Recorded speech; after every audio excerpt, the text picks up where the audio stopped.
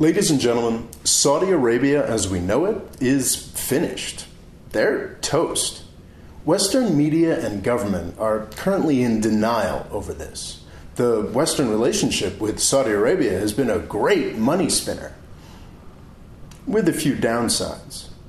Folks don't want to admit that this is over, but the basics are clear. Standard Oil of California struck oil in Saudi Arabia in 1938. Since then, the country's history has been pretty straightforwardly tied to the price of oil. Since the 1970s, that price has steadily spiraled upward. As the price reached stratospheric new heights and a steady higher level since the late 1990s, the Saudis found new ways to spend the money. That's over now. I've talked about this at greater length elsewhere, but the old upward pressures on the price are gone, and there's an ever-growing set of downward pressures. It'll be at least a decade before we see a $100 barrel of oil again. It's possible that the price will hit $60 over the next couple years, but even that is unlikely. This is a massive problem for Saudi Arabia. As the price got ever higher, the welfare responsibilities and budget of the Saudi government got higher as well. Petrostates like Saudi Arabia tend to have a break-even price in their budget forecasts. This is the price point they need to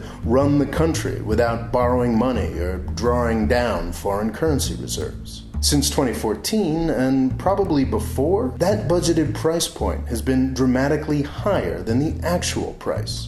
In 2016, the Saudis crammed the budgeted price down massively, and it's still $15 over the actual price of oil. Basically, Saudi Arabia is screwed. Last year's hot new thing was Deputy Crown Prince Mohammed bin Salman, who has jumped the line in the Saudi succession. He's basically a Saudi Jared Kushner who has been given massive powers solely on the strength of his family ties. Apparently he's got a plan. He wants Saudi Arabia to become a hub for innovation and international business. You know, like Dubai. I'm sorry, that's not going to happen. The difference between Saudi Arabia and Gulf countries like Dubai is very stark. None of these countries are real countries. They live on petroleum, not taxes, and they are welfare distributors more than they are welfare states. Without the protection of the United States, they wouldn't last a year. The majority of the population of these countries is made up of immigrant labor, who serve a small, pampered class of rich citizens. Most of the immigrants are laborers from Asia, who live in conditions that have been compared to slavery. But a couple percentage points of these immigrants are made up of Western bankers and assorted shady business types. These are the people that Saudi Arabia would need to attract to become a center of business and innovation. Have you ever been to Dubai?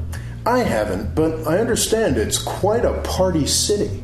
The UAE keeps its shady Western business people happy with nightclubs and stuff like that. Most of the Gulf countries officially support hardcore religion, but it doesn't really matter. The few citizens these countries have are too rich to care what their paychecks get up to. Saudi Arabia is different, though.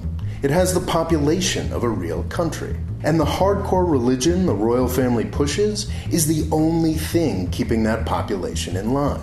It's something I like to call the Saudi balancing act.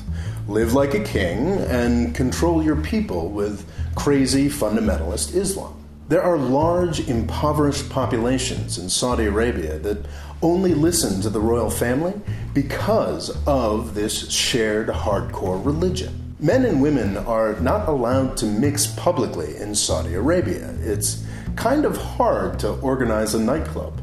Can you imagine turning Riyadh or Jeddah into a party city like Dubai? The Saudi royal family would fall in a week if they tried it. This Vision 2030 stuff is a fantasy. They can build all the theme parks they want.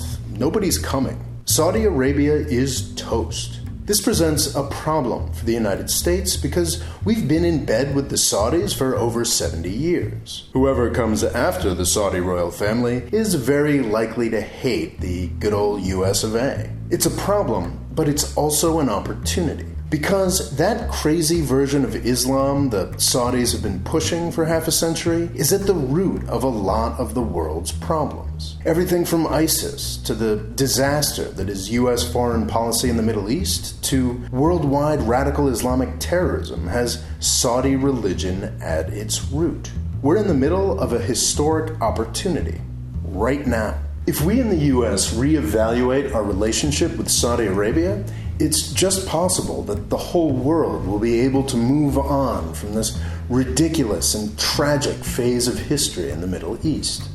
I'll be talking about this a lot more on this channel, but if you want to get the full story, I'd suggest that you pick up my new essay, Everybody's Lying About Islam, which is available now on the Amazon Kindle. Thanks for watching. Please subscribe.